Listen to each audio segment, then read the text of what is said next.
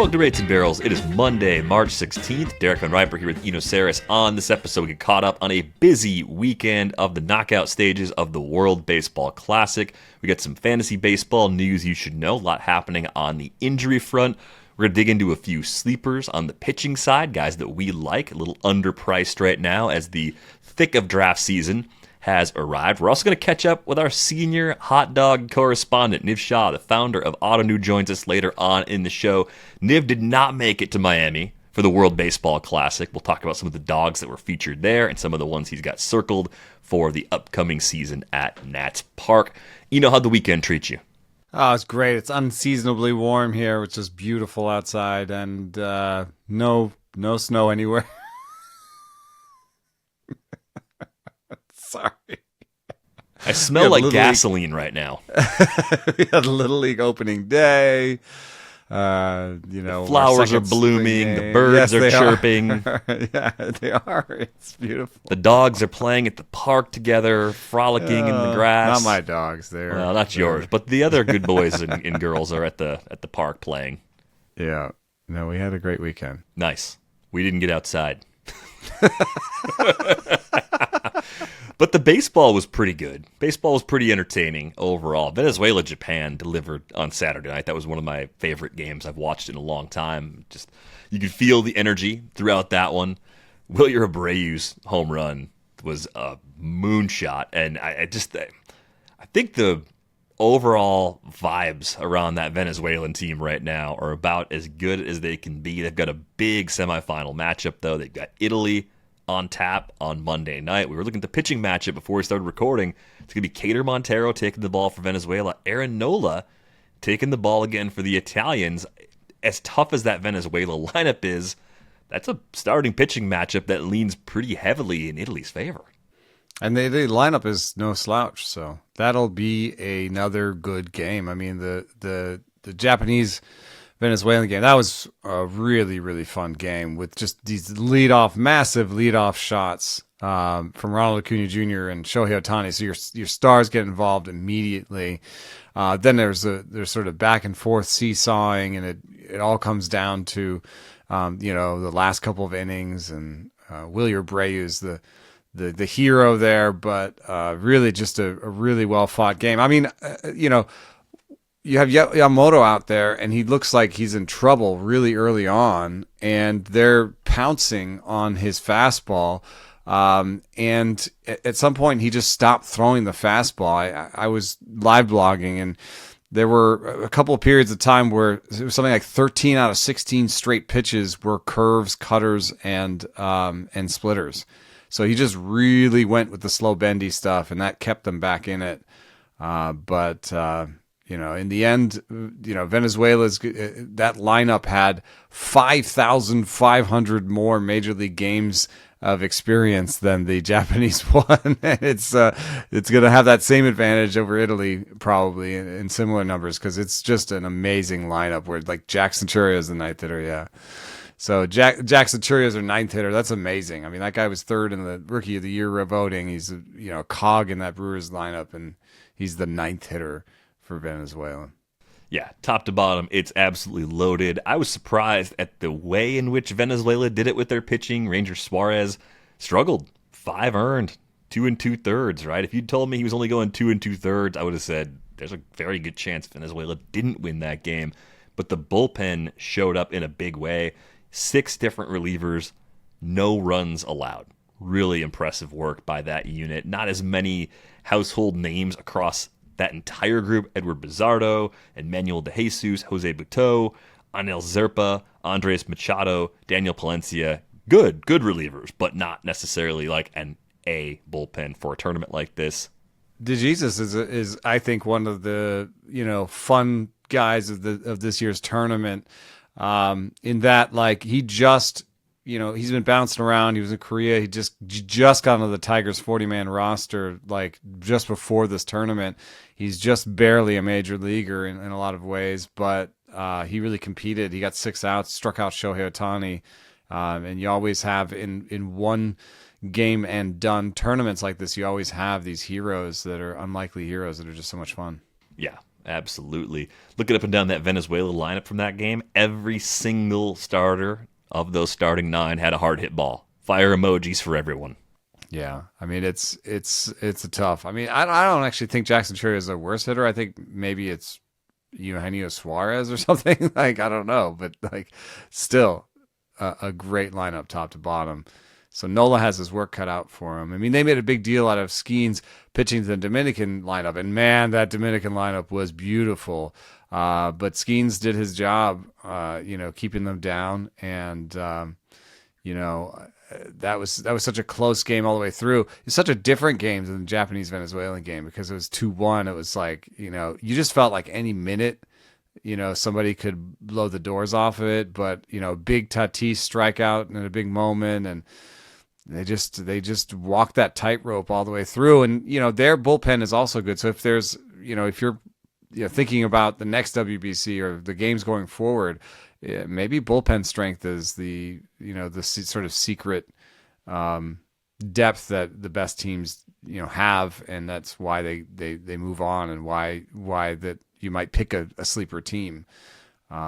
It was part of why I picked Italy. Was the lineup was good, but I think there's just enough pitching here. But if you compare Italy to the rest of the teams left, they're it's Nola, and then they fall behind a little bit.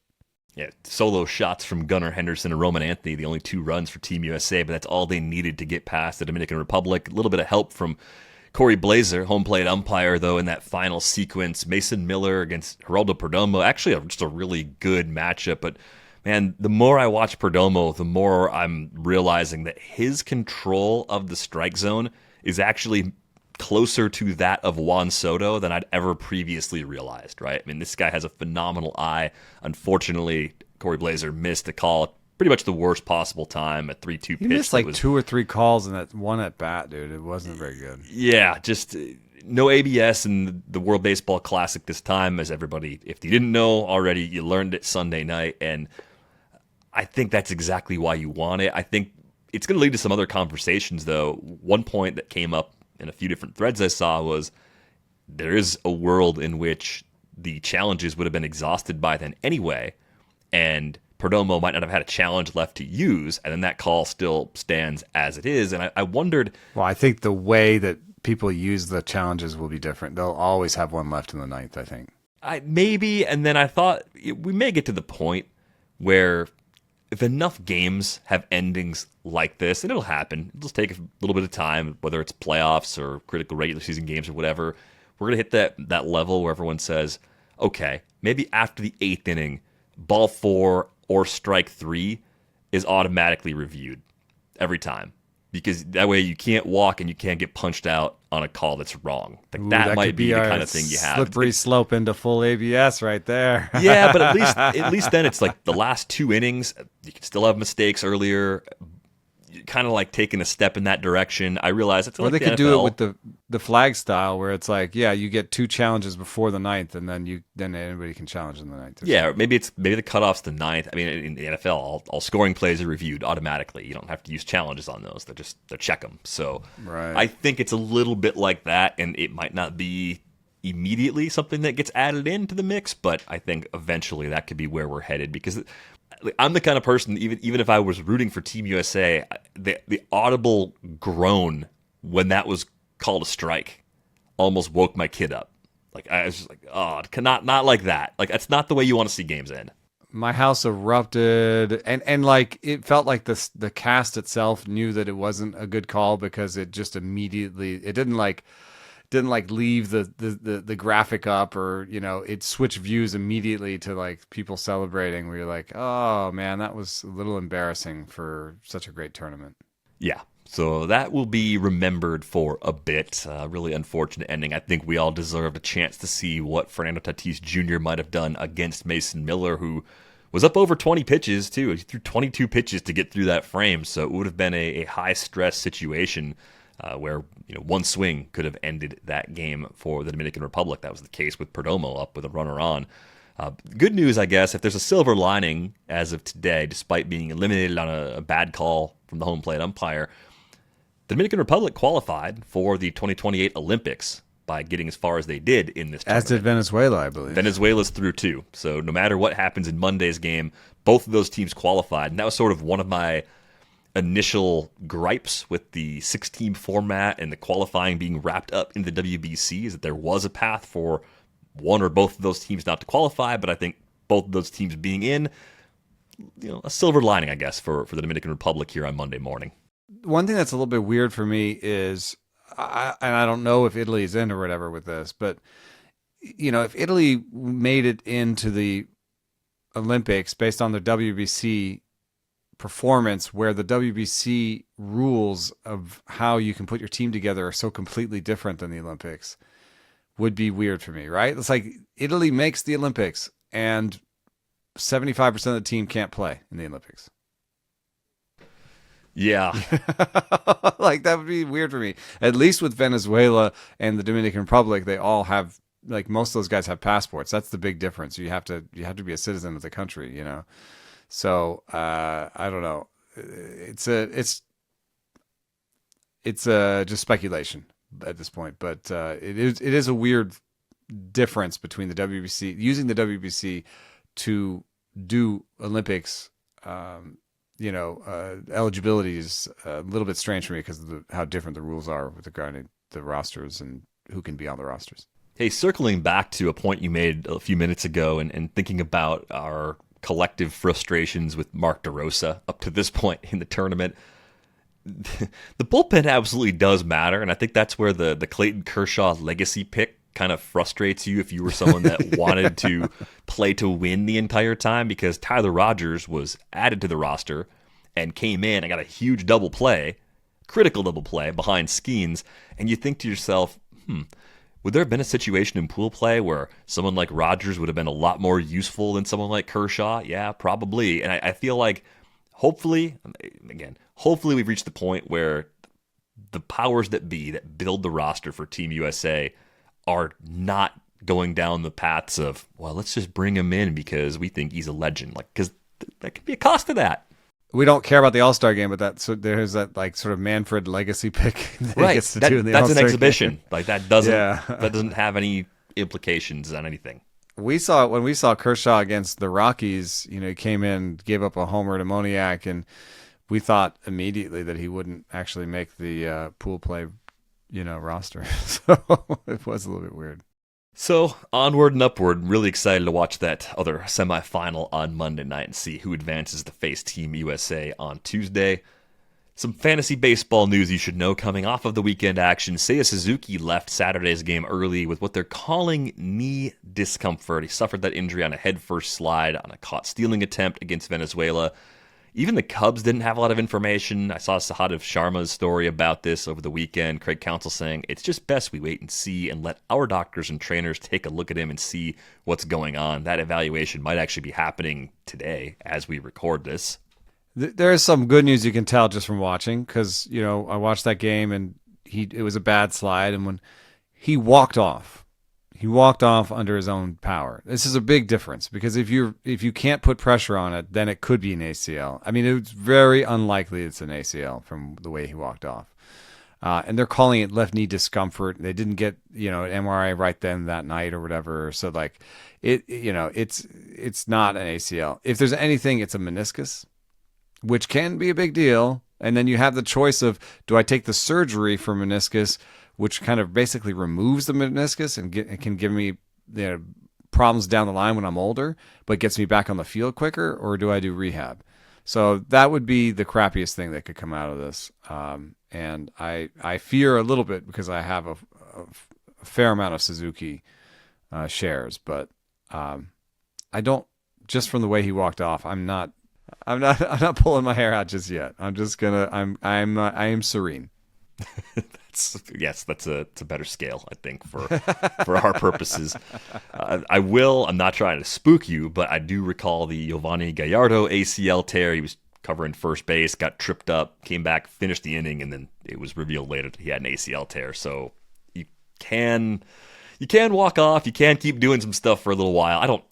Just looking at what he did, it didn't look like an ACL tear, though. So I'm with you. I'm more on the, hey, it could be an IL stint. It wasn't a change of direction. He like banged Yeah. it. Like a bone bruise maybe. That could be bad, but like it might also be not that big a deal. Like he just sort of belly flopped, dude. It was not a good slide. I thought he hurt like his face at first because he kind of like faced first into the bag. No, they did end up going Shota Morishita in center field after that. He had a 3-run homer that maybe has mostly been forgotten because of the result, but they went to the right guy on the bench. Yeah. Mm-hmm. Some other injury news we're keeping an eye on. Zack Neto thinks he'll be ready for opening day. He suffered a sprained wrist in Saturday's Cactus League game against the Mariners. The schedule had him on tap for some tee work and live batting practice on Monday, so we'll see what kind of soreness, if any, he's dealing with as he starts to ramp up activities again. All signs point to Neto being ready for opening day. Are you dropping him at all if you have any drafts coming up these next few days? No, I think he's already sort of borderline second, third there. I think it just makes it a little bit easier to take Turner over him. They're kind of right next to each other. Yeah. Easy Turner's tiebreaker. like a higher floor anyway, probably. I think the batting average is a huge foundational difference between the two. Even though Neto might be more of a 30-30 guy at this point, that would be the key difference for me. Even before the injury, I had Turner a couple of spots ahead. Kind of one of those 2-3 turn, end of round 2, beginning of round 3 players that I actually really like getting if I have a draft slot like that. I'm not saying, Neto shouldn't drop out of the third round, I don't think. No, I think it'd just be a handful of picks. If you're just worried about risk, you're just taking your first starting pitcher or an elite closer or something else in that spot. It's not running away for the sake of thinking this is going to be a major problem for Neto, at least as it's been reported so far. Jeremy Peña is progressing in his rehab work. He fractured the tip of his finger, it's the right ring finger, prior to the WBC. So he's been swinging the bat one-handed, throwing plyo balls, and fielding grounders, according to Chandler Rome. So I'm curious what you're doing with Jeremy Peña right now with that bit of information.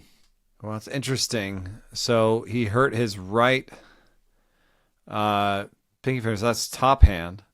And if he's doing a lot of one-handed swings, that's with his bottom hand.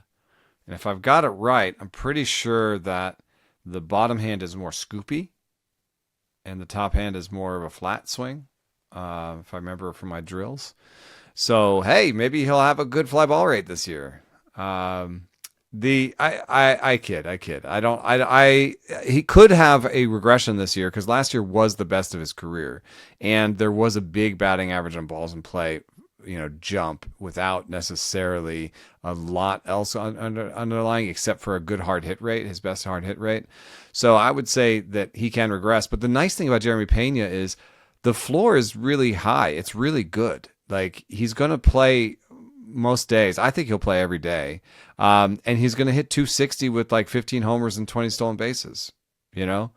If he's better than he has the good luck again, then he'll hit better than that 260. But even if he hits 260 with 15 homers and 20 stolen bases, where he's going, that's good. It's boring but good.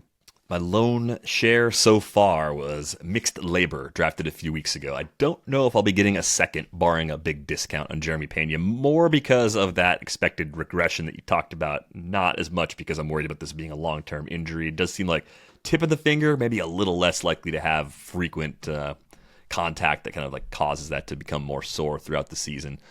Jose Ramírez left early Sunday with shoulder inflammation. Let's put a news or noise label on this one. Is this our annual reason to just draft somebody else in the first round instead of Jose Ramírez? I feel like some little excuse comes up every year, and like half of them are usually about somebody else. It's like, Ronald Acuna Jr. looks really healthy this spring. It's always something else that like, I don't know, Jose Ramírez is just a little old and a little boring for a first rounder, even though he keeps putting up first round value every single season. Yeah, I mean the projection systems have started coming for him. With we've talked about this. Oopsie only giving him 23 homers and a 264 average. Those are numbers he has surpassed in all of the last 5 seasons. And so it seems like you're like, well, why would you do this? But if you do aging curves, he's 33, and I'll mention that he has a 50% hard hit rate this spring, but he has not hit a ball over 106. We don't have bat speed for spring, so it's certainly possible that the bat speed is down a little bit, and this is a meaningful update. But Devers returned pretty good value last year when we had these agita about similar shoulder inflammation in the spring, and Ramírez has been playing 36 plate appearances. It's not something that's going to keep him off the field, so I think it's fine. I don't think you should not draft him. Couple of homers, 3 steals so far. Yeah, it just seems like a veteran player knowing doesn't need to be out there right now. We'll see if he's back in a couple of days. Francisco Lindor made his spring debut on Sunday, played 4 innings. His status for opening day is still unconfirmed. But I was looking at one of the RotoWire Online Championship drafts with our buddy Vlad Sedler over at FTN on Sunday night, and watching that board unfold. It was the Beat Lucas Beery draft, kind of a fun one to watch. Seeing where Carroll and Lindor are going right now, the discount just keeps shrinking because the news has been very good on both of those guys coming off the hamate surgery. Yeah, manager Torey Lavillo said that Corbin Carroll is going to get into the outfield on Wednesday or Thursday, like in a backfield game. So he's already out there playing. And, I think one of the things about the hamate is that we know that once you remove it, it's just a pain tolerance. You're going to have some inflammation there, but maybe with Lindor and Carroll, who have been guys who've played high volume in the past, maybe part of that is a high pain threshold. That would actually make sense. Definitely would. So all signs pointing towards Lindor having a very brief absence, if even having an absence at all, once the season begins here next week.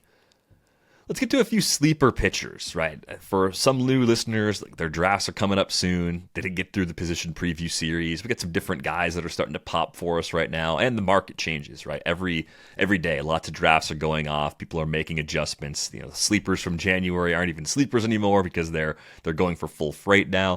So we're going to try to unearth a few other interesting names, guys that are consistently going outside the top 250 overall in most NFBC drafts. I'll start us off with a name that I put in writing on the sleeper panel that we did earlier in the winter over at The Athletic.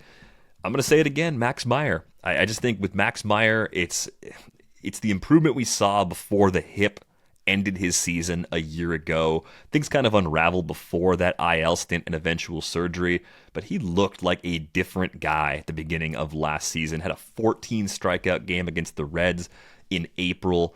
The ratios were in great shape as you kind of look through. If you go back to May 21st, so basically 2 starts before his season was over, everything looks completely different for Max Meyer. It was a 4.15 ERA at that time, but over a strikeout per inning. I think he's going to be a fixture in this Marlins rotation, and I think the Arsenal has enough depth now where he's got a better plan of attack against lefties. That would have been the vulnerability for him upon arrival in the big leagues. To me, I'm less concerned about that now with the depth he's added to that pitch mix. Yeah, he's been great this spring, and he's most importantly healthy. That's, I think, one of the big questions with him. That's why he hasn't really taken off further than where he is right now in drafts, which is, in that 290 range. Even on the early side, 246. I'm still interested in him. The slider is 90 this spring. The four seamer is 95. The sinker's 95. The model likes the sinker, and it likes the changeup, and it doesn't always like changeup. So, it likes a lot of what he's doing. And then the pitches that it doesn't love as much, the four seam and the sweeper, sweeper only gets 10, 11 inches glove side movement. The bigger sweepers do a little bit better there, but it is an 88 mile an hour sweeper right now. And the model says it's around average, but he's locating it really well, and he's locating the four-seamer. So I think the secondary concerns after he changed his entire arsenal were just that, how's his location and how's his health? And right now, both of those things look pretty good. So, Max Meyer is a great last, bench-type pitcher that you get to take a look at in the regular season. I think the Marlins did a good job also optimizing the use of the fastball, getting it down to 22% last year, right? If that doesn't grade out well, great. Don't throw it 50% of the time. 22% of the time is a massive adjustment for him. We see the changeup a lot against lefties. I think he keeps that sweeper mostly right on right, so it seems like they just have a good handle for how to make his stuff play up at the highest possible level. I'd like to see you getting on board with a Brewers breakout. We talked about the situation in the back of the rotation on Friday with the Quinn Priester injury. Kyle Harrison joining the club. You're in on Kyle Harrison now. Welcome. Yeah, we finally got some numbers on that new kick change that he's throwing. I think he actually learned it from Birdsong, but for some reason it didn't take while he was in Boston. The new kick change has 5 inches more drop than his last one, and it goes a mile an hour faster than his last one. Now, the Stuff Plus model says the four seam, which has always been above average because it's a kind of that Haney, Sean Manaea, high spin rate, high spin efficiency, low slot. That's a good pitch. Now the changeup is good. The slurve is around average. It's not great because it looks like you'd expect it to, but it's still a breaking ball. And he will only use that to kind of get people off of the fastball change, as a lefty facing righties most of the time. So I think it works. I think it's a 3-pitch mix. I think his command sometimes will falter and he'll have some bad games. And so I will be a little bit careful with him in the early going. But I also think with the Logan Henderson news, he's dealing with elbow soreness. I don't know. He could still come back and pitch, but with the Quinn Priester news that he's probably not going to make an opening day, I just feel like Kyle Harrison has a roster spot for sure right now, and that was a big question mark for me. So I'm back in. I was always I was huge into Kyle Harrison when he had these great AAA stuff numbers. Then he came up, and I went huge out because I was like, he doesn't have a secondary that works, but now he has a secondary that works, so I'm back in, baby.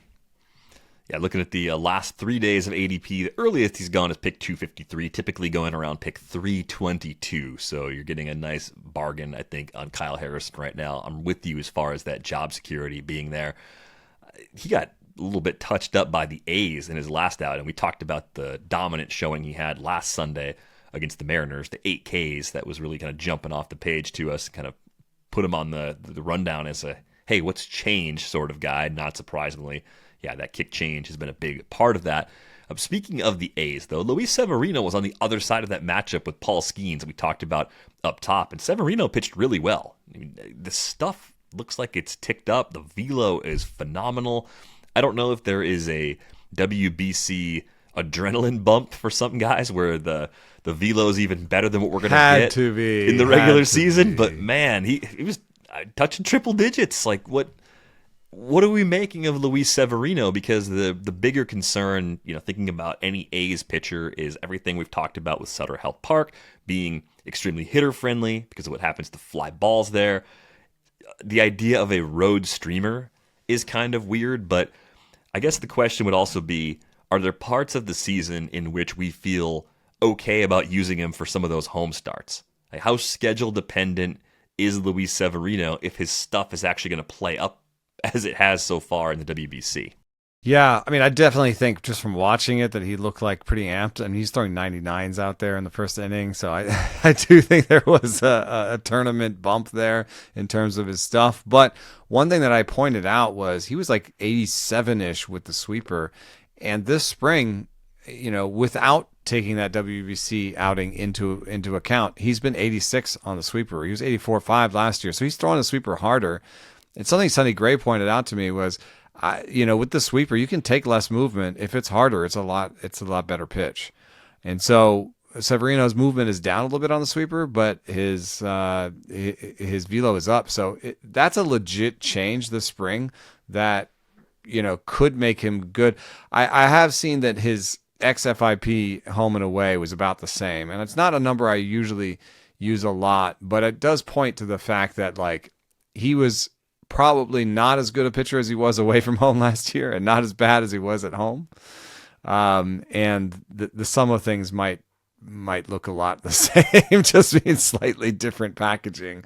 I do love that the sweeper is harder though, and he's pitching well. And I think he's a guy that I think will be on and off rosters all year. That's my prediction for Luis Severino. Yeah, I think especially in 12-team leagues, he's not necessarily going to stick the entire time, but I'm warming up to the idea that he's actually a little undervalued in 15s. As one of your last pitchers, maybe he hangs around longer than expected. A lot of road games early on in the schedule if you're trying to map it out. If you're making the assumption that he's their opening day starter and you kind of look at where he's likely to fall in the schedule, I think as many as 4 of his first 5 starts might be outside of Sacramento. And then, of course, you got to make the determination, like, are you less worried about that ballpark in the early part of the season before the weather warms up even more? The thing that's kind of spooked me about Sacramento in general, I believe it was Melissa Lockard, when she was on the show, said it was cooler than usual in Sacramento last summer. And I was like, well, that's not good. So if you have an atypical hot summer, then you get an extreme shift. But even if you go back to normal, it's probably going to be even more hitter-friendly in year 2. Oh, I just heard on NPR this morning that we are going to be unseasonably warm in the early going of June, even in June and July, which would make it even crazier. Sacramento last year in June was bonkers. I think I showed like a 520 slugging for everybody in Sacramento. Like, that's nuts. If it's higher, oh, good Lord. Yeah, so I'm that makes me really nervous with Severino, and I'm not going to start any pitchers at home. Even like a Justin Sterner, who I kind of like as a closer. I'm going to put him on the level of Victor Vodnik, where it's like, I don't know that I can just leave that guy in and to get all the saves. It may come with a 4 ERA and a 140 WHIP or whatever. All right, so I'm not going to put my name on it and say that Luis Severino is a sleeper, but I think he's a little more usable with this stuff playing up right now than I'm not clowning you. No. I'm trying to figure that one out. I just think it was worth bringing him up because, I mean, he's 99.8 on the fastball. I think that was the one that I saw on TV that said 100, but I was like, holy smokes, like he's got that kind of stuff back again. The slider's been good before. Had the 3-run difference in ERA last year, a 6.01 at home against the 3.02 on the road. So just don't cross him off your list completely, which is more than we were saying about Luis Severino a couple of months ago. Kind of interest you in some Christian Javier now that he is showing that he's healthy again? Are you intrigued at least by the idea of him late? I know it's not like Severino where the velocity gun's been lighting up, so that's probably part of the concern. It's worse. His velocity's down. It's not what I was hoping for. No, he's, let me see. This spring, he is 91.9 on the fastball. Has less vertical ride than usual. I don't know, man. I think something didn't come back. I think something didn't come back off of surgery. I don't know what it is, but it's not been as crisp since he came back. And I do like that he has his job. One thing I do see is, and I'm struggling with this with my ranks that are going up tomorrow, is like the 6th starting pitcher who's really exciting versus a guy who has a job. There's most leagues you should actually take the guy who has a job, because at the very least you get to see and make a decision. How long are you going to nurse that guy? Like if Robbie Snelling doesn't make the major league roster out of camp in Marlins camp, how long are you going to keep Robbie Snelling on there when like all your other guys are getting hurt or your pitchers are sucking and like, you know what I mean? You're going to drop him for somebody who has a job. So you might as well start with the guy who has a job. So, I mean, I understand that there's keeper leagues, there's long benches, Ottoneu is a whole different thing. But when it comes to, Christian Javier versus Robbie Snelling, maybe I'm taking Javier just because he has a job, and I'm not sure that Snelling has a job coming out of spring. So I think Javier is now trending into a Lodem phase of his career, and I think it's a wider pitch mix now coming off surgery that is intriguing me here, and it is the job. It's both, right? So I think he'll be a little bit schedule dependent. I think because he's not popping in models and not popping on the radar gun, going the wrong direction, that's going to scare a lot of people away. But maybe that fastball is not going to be that important because he has that deeper mix. That's the approach I'm taking. So I'm actually intrigued by Javier. Going in the same range as these guys, I think it should go without saying, but I should clarify it anyway. If I'm looking at Max Meyer versus Christian Javier, I'm taking Max Meyer for sure. But he has a job aspect of Christian Javier makes him quite a bit more playable than I think some people are giving him credit for. Yeah, and I think my guy has a job and a wide mix like Javier now. Slade Ciccone is now a 5-pitch pitcher. and very comfortably so. I mean, none of these pitches, he's thrown all these pitches at least 15 times this spring. And the stuff model likes all of them except for the sinker. But the sinker's not even his primary fastball. It's just a one to take some pressure off of the four seam. The cutter is new, and it has a 110 stuff plus and a 110 location plus, which is really, really good because he's thrown it almost as much as his four seamer. So now he's four seam, cut, curve, slider, sinker. I don't know. It's there's not a changeup in there. You know, it's really only, you know, there's the cutter and the curveball are the two primary pitches with movement. The slider he doesn't throw as much. I think it's enough, you know, and I think it's in that like three breaking ball grouping of pitchers where people worry too much about their platoon splits. If he has a really good curveball, he should be fine on platoons. And so I like the home park. He's locating everything. He looks really good, and he's going 372 is the average. Even if you take him at his max pick right now, or it was a min pick because it's a lower. Earliest is min, yeah. Yeah, the min pick right now is 253. I'm buying him there. Like the min picks on these guys so far, Max Meyer 246. Okay, you know, maybe I take Meyer over Ciccone, yeah. Then there's what is it for Kyle Harrison? It's 253. So he's right there with Slade Ciccone. Yeah, I think even in the 250s, I'm okay with taking these guys. I think they're way better than 300s. You know, if you want to wait till 275 and still get your guy, do it. But like, I think these guys are all fine bench pitchers in 15-team leagues. In fact, way better than what other people are taking. I looked at the Fantasy Pros ADP, and like from pitcher like 40 to 80, I was like, well, I don't want any of these guys. How did they get into the 40s and 80s? They're not in my 40 to 80. So there are people making some crazy decisions, and you can profit by taking any one of these guys today as your bench pitcher, I think. I think there's a question here in our mailbag that actually ties into Slade a little bit. Carrot wanted to know, what's the threshold of difference between 2025 Stuff Plus and Spring Stuff Plus that gets you to take notice? What do you do when you take notice besides bump them up or down a few spots? Do you investigate individual pitches or consider that maybe certain guys are going all out in limited outings? Examples he included in the question, I think, were Richard Fitz and Matthew Liberatore. Does a decrease between 2025 and spring hint at a possible or concealed and developing injury? Yeah, so it's a really great question, and one we were also brought up in the Discord that like stuff is like looking around at what the league is, and it has to force 100 as average, right? So when it looks around in the spring, it sees a lot of bad pitchers. It sees a lot of pitchers who won't make opening rosters, and so even just what 100 is changes. As an example, if you look at the median change in Stuff Plus from last year to this year, only among pitchers that have both pitched last year and this year, it's +1. So there is an effect where like it's like it's trying to force 100 on a different like group of pitchers than there will be in the major leagues on opening day. That's one thing.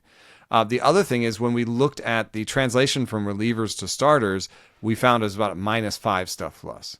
So that's where I start, is that sort of, okay, 5, I want to mentally take 5 off of some of these guys, especially the first couple of outings, because they basically are relievers. They're out there throwing an inning or two.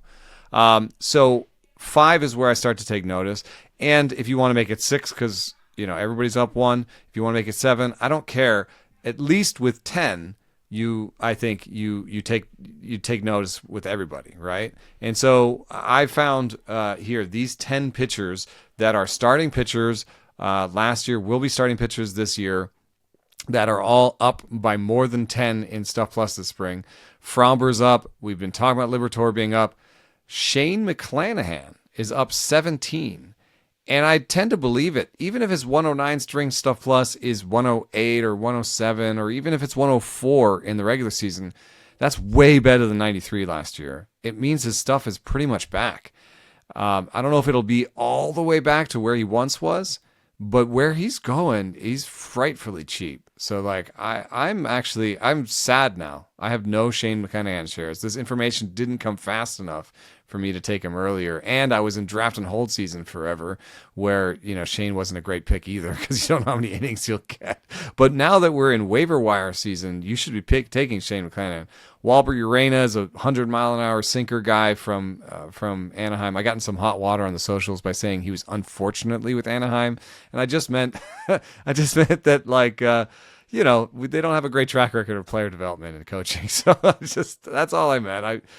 I wasn't a shot at the city of Anaheim. Yeah, I guess I didn't. I'm sorry. So Clay Holmes, I wrote about how he's moving on the mound. He's doing different things with his pitches. Chase Dolander, I mean, his stuff away from home looks pretty good, and I think he's interesting in some deeper leagues as an away guy. Richard Fitz has had, stuff surges early in spring before. He hasn't turned it into a lot of strikeouts either this spring or in the past. So that's the one reason I haven't, gone screaming to the mountains with Richard Fitz on a piece of paper. Braxton Ashcroft, I've loved him all the way.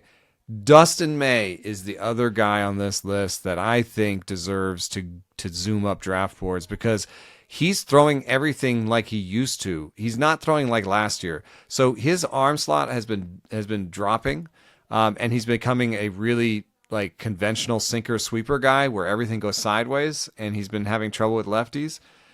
His arm slot is up a little bit this spring. His four-seamer is back up to like 97, so he's throwing harder again. He's throwing the four-seam more. He's throwing the cutter more, the change more. If he can figure out lefties and he's throwing 97, there's a chance that the old ginger guard is back. So I'm in on Dustin May. His body looks totally different. He's bigger now. Dustin May and Shane McClanahan are the guys that are the spring starting, the stuff surging that I really take notice of. If it's on the level of 1 or 2 or 3 points, I just say, okay, he's probably good, And if it's minus 5 points or more, yeah, then I'm worried. There are guys that I looked at the stuff plus this spring and said, oh, Reynaldo Lopez has a 91 stuff plus this spring. I don't love that. The velo's slowly coming back, but that's not great news. Another guy that I worry about, Sean Manaea, has a 90 stuff plus this spring. He's really falling fast on my draft board, and I don't even know where to stop following him. Right now he's at 76, and that's partially because of the spring stuff plus. Brandon Woodruff's at 89. Maybe it's just ramping back up. Kevin Gossman's at 92. Those are guys I worry about a little bit because they're veteran guys. Now, you could say, well, they're veteran guys. They're not throwing hard. It's just spring. But they're also guys that if they drop, a tick or if their stuff is down a little bit, there's always that year where you're like, oh, okay, now he's old. Yeah, sometimes you catch 3 years of aging in one off season if you lose enough stuff. I guess that can happen. But I think the McClanahan problem reminds me a little bit of the conversation we had on Friday with Ron Chandler. Ron was talking about Byron Buxton and the skills being elite and the health grade being somewhere very far away from that, and how there's still enough of a bargain where he's getting a lot of Byron Buxton. I think with McClanahan, we're starting to see with each outing more and more people get on board. So his ADP is 80th among all pitchers. That includes relievers. It's around pick 200. And the earliest, the min pick, is 110. The latest is 255. So he's jumped up quite a bit. I mean, imagining him going at pick 110, that would put him up kind of in the Tyler Glasnow, Mizorowski, Zach Wheeler sort of level, where I feel like all of the discount is pretty much gone. I mean, there's still some uncertainty priced in, and maybe he's draftable up there. But if you're getting him around pick 200, as long as that's the discount that's holding, it is starting to look more like a thing that's worth doing.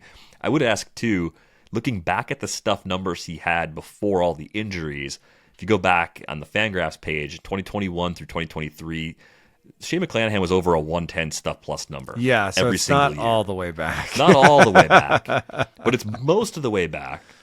And he's got a job, and he's the Trop, right? It's not like last year where it's at Steinbrenner Field and you're worried about fly balls getting punished or anything like that. So I do see the case, maybe even at pick 150, 160 for Shane McClanahan still. I just don't know if I'm jumping him all the way back up to the young, healthy starters that are on the rise, like if he belongs quite in that tier just yet, because I do think this is as much injury risk as a pitcher can actually have. I mean, he's getting a little bit close to like Ryan Weathers, where you're like, okay, yeah, good stuff, really bad injury history, like. But I've got him in the back end of my top 70 right now. The would you rather's against like veteran pitchers for Shane McClanahan would be Jack Flaherty. Against young pitchers, it would be Jack Leiter. I think Shane McClanahan versus Kodai Senga. I have a little, interesting but injured mini tier of Kodai Senga, Grayson Rodriguez, and Shane McClanahan in the back end of the 60s, and that feels about right. Is there of all the names I just thrown at you, who is like you're like that guy's way better than Shane McClanahan? I'm taking this guy over him for sure. I don't think that describes Grayson Rodriguez to me. I don't think it describes Kodai Senga either. Of the three, I think I like McClanahan the most, and I think this would be a classic. You could be intrigued by any of these guys, and I'm not going to push back on that. I think I've drafted the other two. I haven't drafted McClanahan yet. But it feels like an okay place for him to be in the rankings, right? Like, yeah, and I think it's okay to take one swipe at that bin, and if you're wrong, you're wrong. You move on, especially in leagues where you can drop players and replace them, which is the overwhelming majority of leagues that people play in anyway. So I would say McClanahan's your classic.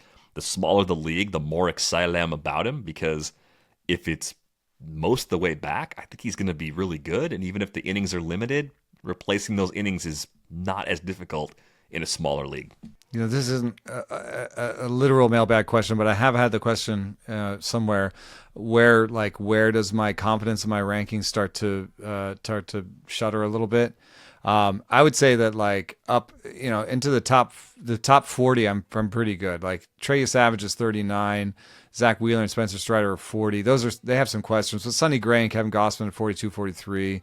Like, I'd say into the 40s, I feel pretty good about these rankings. I think we understand what the risks are, and we understand how good they are if the risks are okay. There's some injury risk before that, but at least I think we have a good sense on who the pitchers are. I think that extends almost all the way down to Cade Horton at 45 and Robbie Ray at 49. I think 50 is actually where it switches a little bit. And then, I have Braxton Ashcraft at 56, and there's guys I like in there.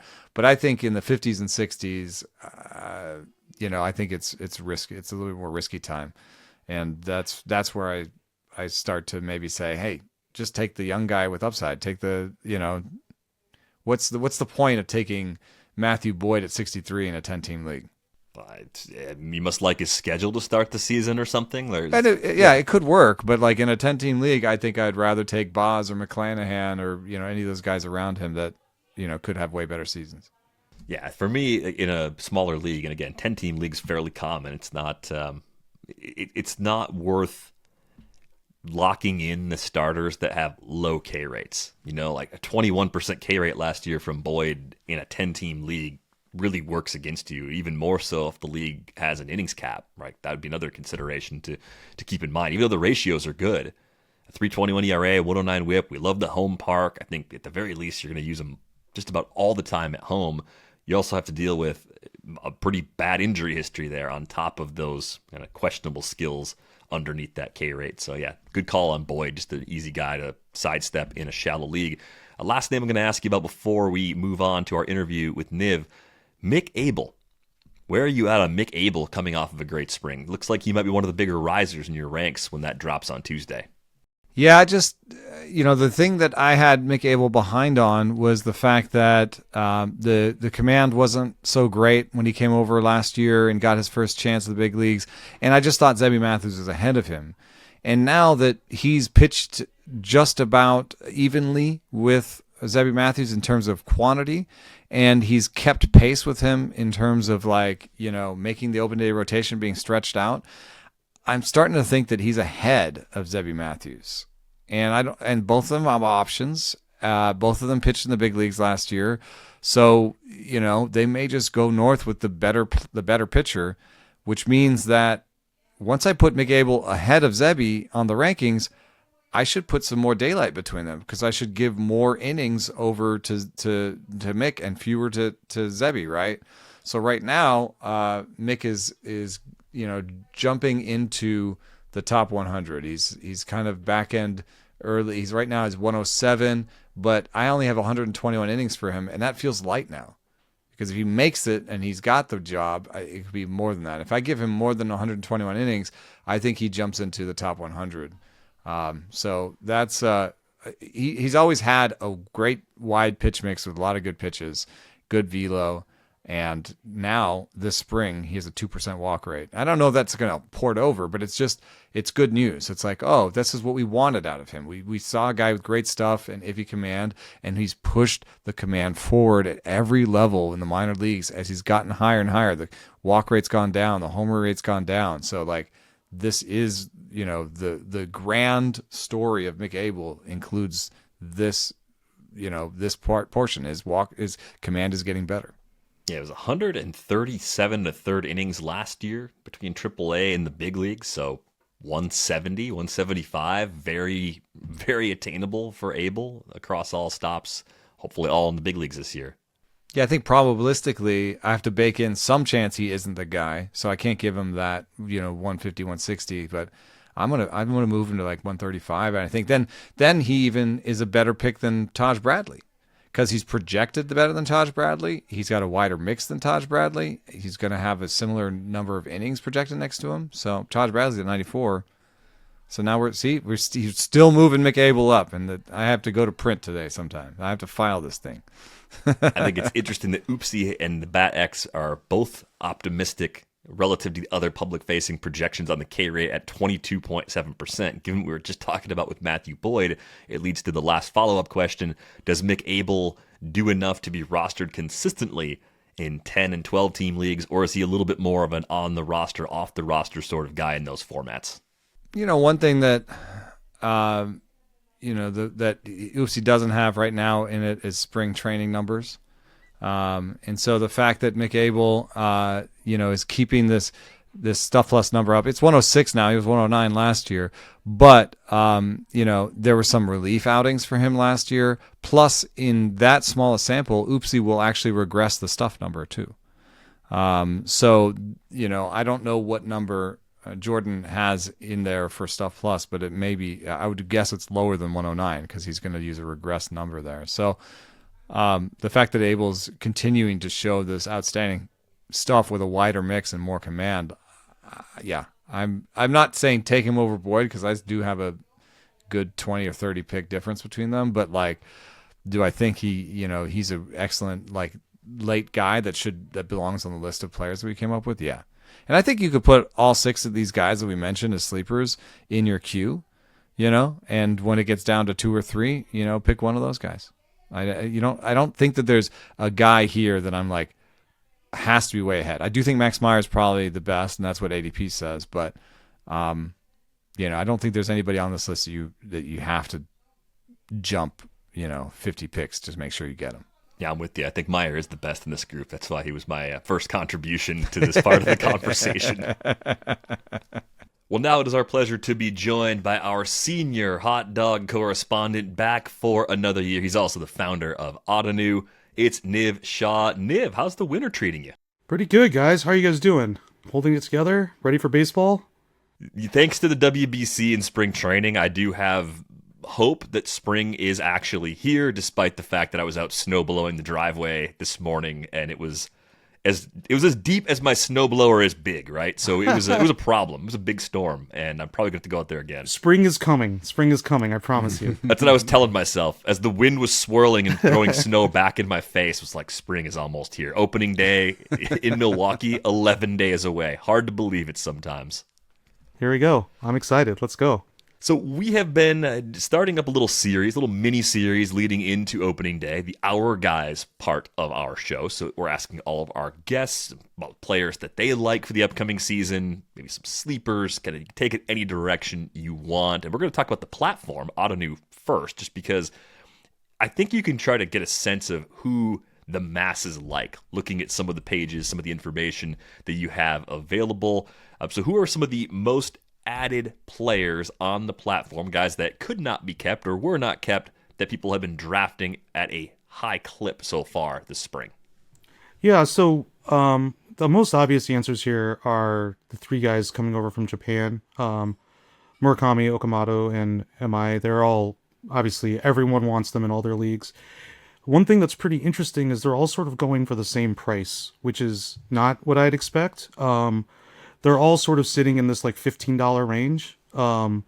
And I feel like that's a lot of like, nobody is willing to really go out there for any of them. But everyone wants to secure in case Murakami hits 40 home runs. Okamoto seems like he's going to play every day or whatever. So I think that's a pretty interesting dynamic there. The other guy who I was mentioning, and I've been talking about with our Slack community a little bit, is Cody Ponce, who's coming back from KBO. And he's being picked at basically the same rate as those three other guys. And I think there's a lot of excitement for how successful he was in Korea coming back. And he's had an okay spring so far. He seemed fine. And, pitching always is a thing that people want to add. I generally am skeptical. I think KBO competition is a little bit less than like AA. It's not particularly the best league. And, Eric Fetty did well there. He came back. It wasn't so great.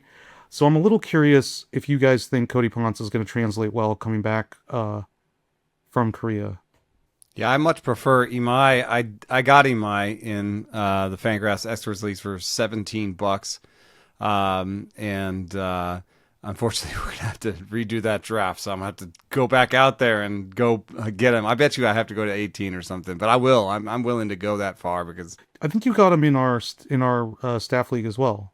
Yeah, I think I'm the front man on Imai right now, and that's mostly because the model is reflecting exactly what I thought. When I did the sort of digital scouting before he came over, which is that it's a pretty good fastball. It's not actually flat.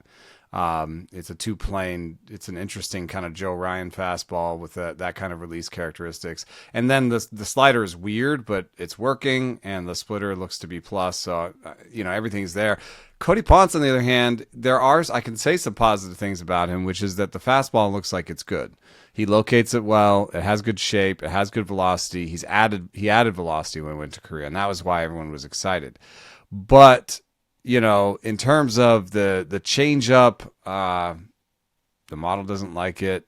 The secondaries, the model doesn't really like it. The model never really loved his sliders before, his breaking balls before when he was here. So it's not too surprising that he kind of looks like a guy with a good fastball, and he's going to spam the secondaries and hope they're good enough.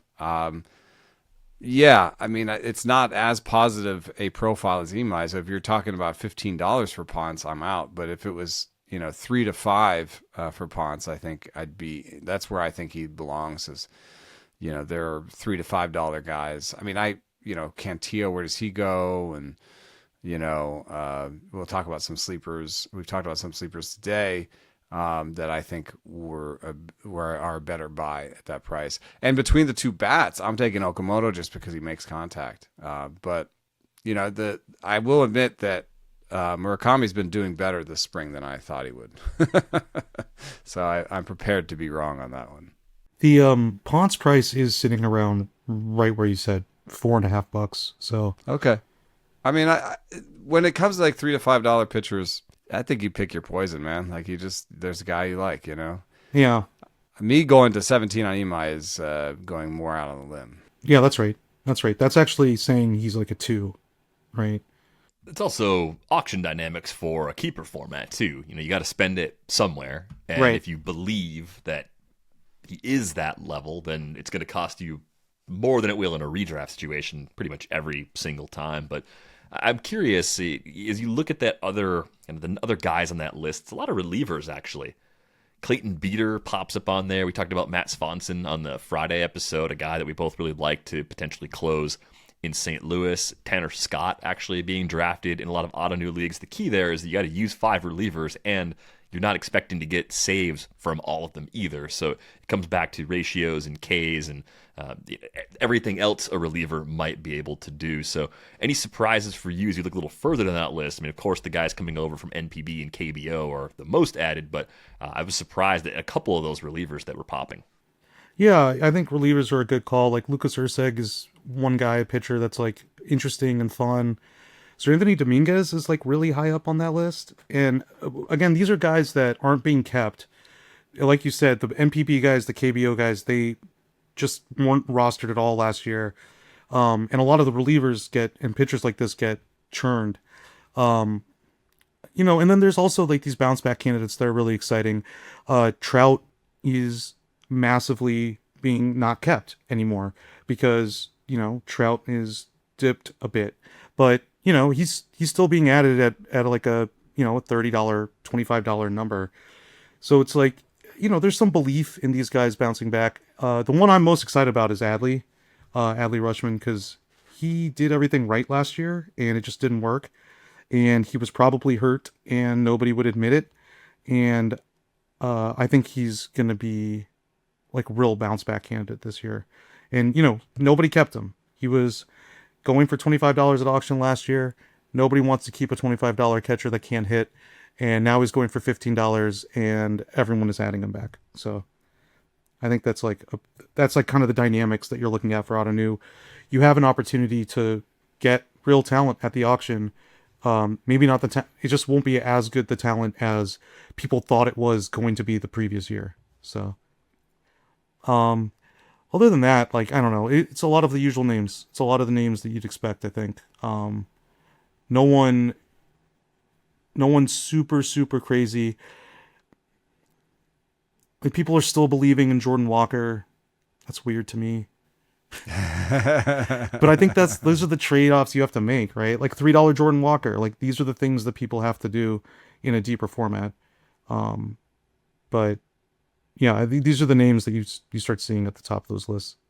Catcher and Ottoneu is pretty weird because it's like 1.5 catcher league because you have 2 catcher slots, but you only get 162 games out of them, basically. And so, I find that there's a lot of people who devalue catchers in the league, but you can still get a great advantage by having a great one.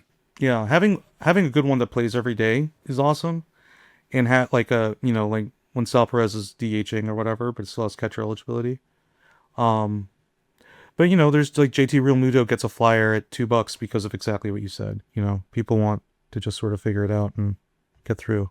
Here's one that's closer to you, Niv. I'm just curious where you're at on Harry Ford. I feel like there's a lot of things he's done as a prospect that make him very interesting from a fantasy perspective. There are some legitimate questions about how good of a defensive catcher he's going to be, but when the bar to clear is Keibert Ruiz, who's been hurt over the last couple of seasons, but also has fallen off when he's been on the field, I feel like there should be a little more excitement around Harry Ford than there has been so far this draft season. So Harry Ford is a good one to bring up because I actually roster him in League One. I grabbed him for $2. I'm positive. I think the Nats project is rebooting currently around James Wood. I think they traded Gore. They've basically signaled that they're ready to move on from the current batch of guys that were supposed to get to the playoffs. And I think Harry Ford is going to be part of that. I think he's going to get more playing time than people expect. The Riley Adams is gone finally, and Caver was really bad last year, and he's been really bad for a long time. He's been one of the worst regulars in Major League Baseball for a couple years now. So I think Harry Ford he's interesting, and I think that was a good opportunity buy for the Nats because with Cal Raleigh doing what he's doing, like, Mariners didn't need him, but he still has the pedigree, and he hasn't really shown that he's not a major league hitter definitively in my mind. I don't know where you guys are on that, but how old is he? He's like not super old, right? It's 23, just turned 23 in February too. Yeah. So is this his age 23 year? Like, I'm interested. I'm definitely not like, I'm not like everyone shut it down. We're going to go get a guy who's going to OPS 900 or whatever, but he could definitely be like a above replacement in your fantasy leagues above replacement catcher, which is what you want in that second slot in Ottoneu, I think. Yeah, the flaws for him, I think, are somewhat the same as Agustin Ramírez, where a little bit sort of bat forward. People don't know if he's a catcher long term. And on these rebuilding squads, I think that's a prime opportunity to get somebody that'll probably hit all year. Does he retain the C eligibility going forward, or and honestly, for the Nationals, he'll catch all year, so he'll be a catcher going forward. The question is, like, does he catch well enough to be a catcher in year 3 or 4 of a rebuild?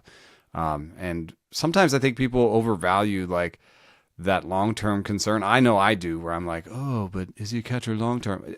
Who cares? Is he a catcher for the next 2 years? Is he going to be cheap for the next 2 years? Could he still be really valuable for the next 2 or 3 years, even as in your head that they're not that great defensively? Yeah, not being great defensively doesn't matter in fantasy, right? And then Yeah. the eligibility is 5 starts, right? And can you find Yeah. 5 starts at catcher? Sal Perez keeps doing that. Like, It means like Ben Rice will probably still be a catcher in Ottoneu next year. yeah. Yeah. So like when you have guys like that, like you're right to think about it when you're thinking about a prospect, I think, because you might be paying a catcher premium and then in the majors he's just a DH or moves out to left or something.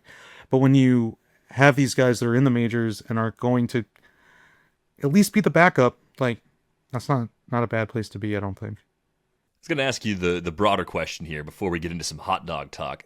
Who have you been circling? Who have you been targeting in your draft so far? Who are some of Niv's guys for 2026? Less of my drafts, but more like sort of stretch keeps, I would say. I didn't want them to be available in drafts for other people. Stephen Kwan, I think he's going to bounce back. I'm a big homer on him, but, I think he maybe showed some power that he doesn't actually have, but his on-base is very, very good, and he's going to score a lot of runs just because of the batting order and everything. I'm hoping they move things around to facilitate when he was at his best in Cleveland, which was top of the order, leading things off, getting things going. The other guy that I kept that I am curious what the feedback is Otto Lopez in Miami. He's going to play every day, I think, and he shows pretty good pop at middle infield. His slugging percentage isn't great, but 15 homers last year, plays a lot. As you know, Ottoneu has second base, shortstop, and middle infield, and he would be my 4th guy there in that rotation. You want to hit game caps generally. You want to play guys every day, even on off days and whatever for other players. But I think he's a guy that's worth having in that little rotation in middle infield. Like my other guys are big. They're Altuve and Trey Turner, and I have Jorge Polanco, who still has middle infielder eligibility. I think Otto Lopez fits in nicely with those guys, like just sort of as a 4th guy. Yeah, just having a guy who'll be league average on offense that you can plug in is undervalued, I think, for sure. I try to, they're usually cheap in auctions, so I don't know if you had to keep them, but if it is a 5x5, then you've got all those stolen bases. So he definitely would have gone for a little bit in the draft in a 5x5. But like in a points league, I could see this being a really good $1, $2, $3 buy where you're bringing up the floor. You're making sure you're not missing, like you said, missing games, or also when you're plugging somebody in, they're not terrible, which can happen in middle infield. Yeah, and I think with Lopez, we saw impressive ability to limit strikeouts again last season. He's done that really throughout his time in the big leagues. 15% K rate for his career, over 1,000 big league plate appearances, got to the 15 homers. We've seen a 20 steal season for him back in 2024, only caught 4 times, and that wasn't even with a full season's worth of playing time. I think Otto Lopez defensively has looked really good at shortstop as well. So even if the bat doesn't take a big step forward, the glove might be good enough to just drive that playing time and keep him afloat in some deeper leagues. So lots of ways he can help you. And a 7.1% barrel rate tacked on to a 15% K rate, which is not a bad like amount of pop for a guy that's like that. Maybe there's one more level still in the tank. So for those who are unfamiliar with Niv and his role as our senior hot dog correspondent on this show, it's a real job. On Fridays throughout the year, we check in with Niv about what's going on Ottoneu, but we also talk about hot dogs. Nats Park has something amazing. It's called the Taste of the Majors stand, and what they do is they have a visiting, rotating hot dog. They try to build a dog that is inspired by the team the Nats are playing for any particular series. We covered a lot of hot dogs in year one. Niv, you broke down the calendar for the games you're likely to attend. We're doing some scouting this year. We're doing Advanced some scouting. I love it. I mean, to be clear, like I don't know if we told you about this, but one of our editors, Johnny Flores, is probably making a run at that title. He was actually trying the WBC dogs. Oh, wow. All right. See, that I was going to bring that up in this one, too, because I'm going to need some budget for the next WBC. Some of those dogs look good. Some of those dogs look good. Send me down there, man. Let's go. The entire show, I think, is going to try and make a concerted effort to be a part of the WBC next time around because it looks like an absolute party, and the hot dogs actually look fantastic. So absolutely. Obviously, there's going to be some repeats and some dogs you've seen before on the schedule, especially in division, right? I don't know how well they mix and match and try different things for the teams that come back through Nats Park a couple of times a year, but I'm curious which ones you are looking at right now as you try to predict the dogs for ones that maybe you haven't even had yet, for teams that don't visit as often. Yeah, so I'm pretty excited. There's a good number of weekday day games this year, and there's some really interesting teams, some teams I haven't seen in a long time, some teams I don't know if I've ever seen or had the hot dog at least. The first one I want to bring up is the Rockies, because the Rockies, you can do a lot of things, and I'm not going to make a guess, but I'm deeply curious in what you do with a Denver hot dog or a Colorado hot dog. I want to be brave. I want to be real brave, but they're not going to be brave. So I'm just like really curious what they come up with. There's obviously an iconic food in Colorado, but I don't see it happening. Are you talking about Rocky Mountain oysters? I am. I don't think Nats Park's going to do and that. They love putting a meat on a meat, and I'm telling you, but there might be some Rocky Mountain oysters ground up in the sausage. In the hot dog, yeah. Yeah, but the I think something, like you said, they don't ever change the actual hot dog, right? They wouldn't do the hot like dog an is elk always dog. just a standard Nats hot dog. Always like a beef frank or something. It's That's never hey, let's do elk because we're doing the a Rockies are in sausage. town. We're doing something right. Good, because that would be if you gave me full chef control of the situation, I would change the base completely for the Colorado dog. If I'm not allowed to do that, it's interesting. I'm kind of poking around on Reddit while we're talking. You'd go like hunter mode, right? You would go like venison or something. Big game of some kind. Big game, yeah. So I don't know. Like, is it green chili? That's kind of southwestish though. Green chili would be a really strong one, and I also don't know if anyone else gives you an opportunity to do green chili. Maybe if Arizona came around or something. So, but Arizona, they always do like the bacon thing. Yeah. The West Coast ones in Arizona, it's always the bacon wrap dog. They love the bacon wrap dog. So I'm curious what they do with Colorado. I'm not going to make a concerted guess, but I'm looking forward to reporting that one. That'll be fun. The other one, and this is again, Derek, directly pointed at you. So the Minnesota Twins are coming to town this year, and I'm really curious. Like, there's a lot of opportunity, but that could just be one of the most straightforward hot dogs you'd ever come up with. I think. Like, if you can't change it into a brat, if you can't change it into a full out, different vessel, like what kind of what's the second meat that you're putting on a Minnesota dog? Can you get some fish on there? Whitefish. Yeah. Well, I have had a crab covered dog, so we might as well go whitefish this time.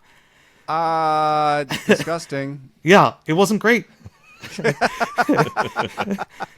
Baltimore I dog. like fish, but on a hot dog? Well, what if you had a hot dog and then you had like a fish stick on it? I'd hate to start some Midwest, like, some nastiness here. Okay, so you just stop.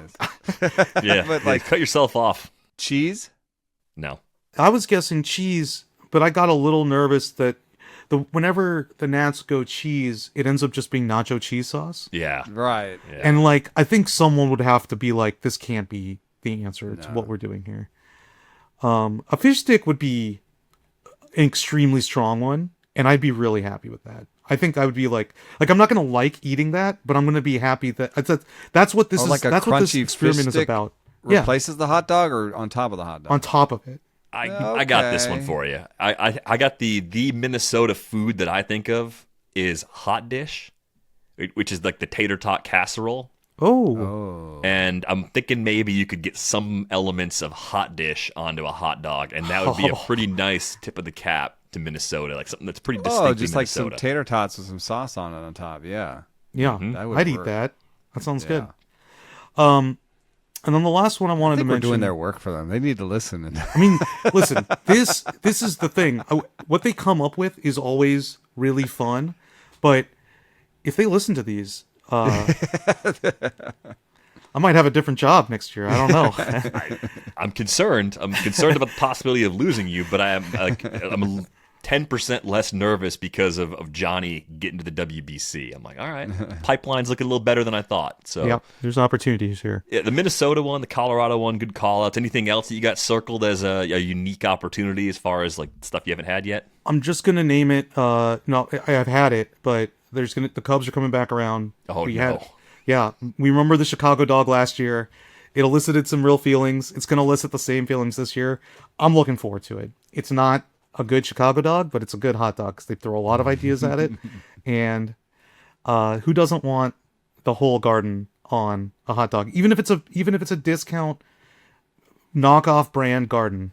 I actually understood the rage from the Chicago listeners and viewers on that one, because if you're gonna do it, I feel like you can plan ahead, get the right bun, get the sport pepper, and get the pickled, the fluorescent relish. You can get all that stuff. It's hard because you can't reuse it on other dogs very easily. A lot of that stuff is very distinct in its usage. Celery salt probably only goes on the Chicago dog. It's just the way it goes. just to bring in really quickly the World Baseball Classic ones, just as a reference point, maybe. Dominican Republic had garlic cilantro sauce, crispy tostones, and cheddar cheese on it. The Italian one had pesto sauce on it and sliced mozzarella. And the Japanese one had crab salad, dashi, wasabi mayo. I'd probably have to get that one, even though it has a low floor, perhaps. The lowest of floors. No, I think that Japanese one was the one I circled. That one looks really good to me. Yeah. And the last one I want to mention, just real quick, because I've mentioned it in passing last season a bunch. I'm really hoping they bring it back and we'll get a beautiful photo of it. You guys can see it. Toronto was the Caesar dog when I went a couple years ago, which I think is a reference to the Bloody Caesar, which is their Bloody Mary. It may also be because there's a leaf in the logo. I'm not really sure. But they just took a giant bag of Caesar salad and dumped it on top of the hot dog. Like, the bags you get at the grocery store in the front of the section that are just like the single dude section. Yeah. And it's like, pour the dressing in and shake the bag up and you got Caesar salad, baby. This dude section. This dude had a stack, I'm not joking, like this high of Caesar salad bags sitting next to him, and he just ripped one open, dumped the salad on. And I need witnesses for that. I need people to see what's going on. Because you need a picture of that stack. On some level, this is what it's all about. That's it. It's point A to point B. So, the Blue Jays are coming around, so we'll see how that goes. And then there's some other stuff, and I think it's going to be a good year.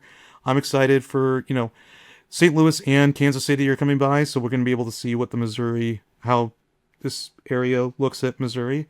The Braves are coming by. The Braves generally have a good barbecue burger or barbecue dog. The Mets are coming. They put pastrami on it. It's great. So I'm looking forward to it. It's going to be a great season this year, and I'm really excited to bring all the hot dog content and maybe even more.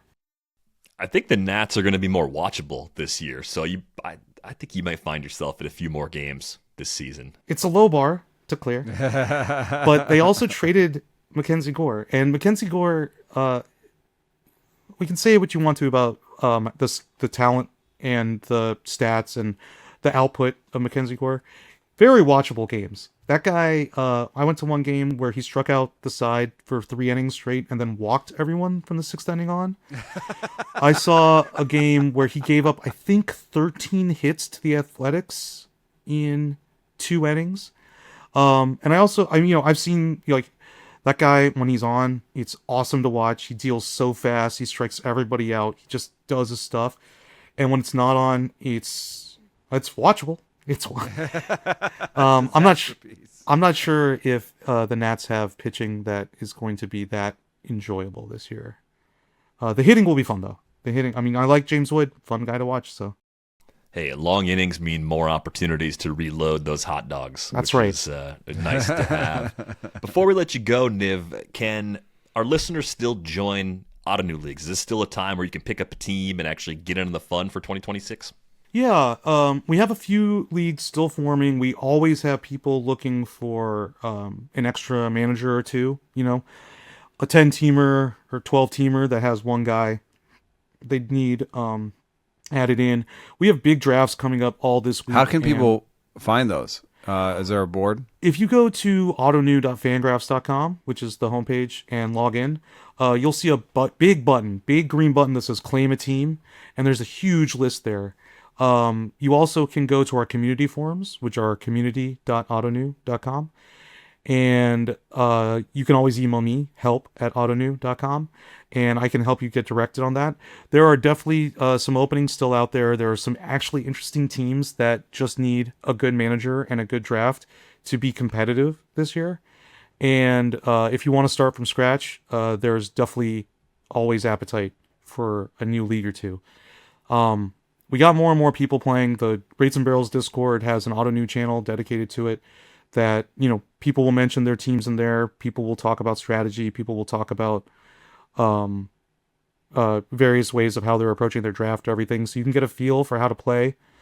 And yeah, it's going great, and it's very exciting this year. I'm really looking forward to this season. I think we have over 400 leagues playing now, so we're really growing in stature. And if you want to get in, it's not too late for sure.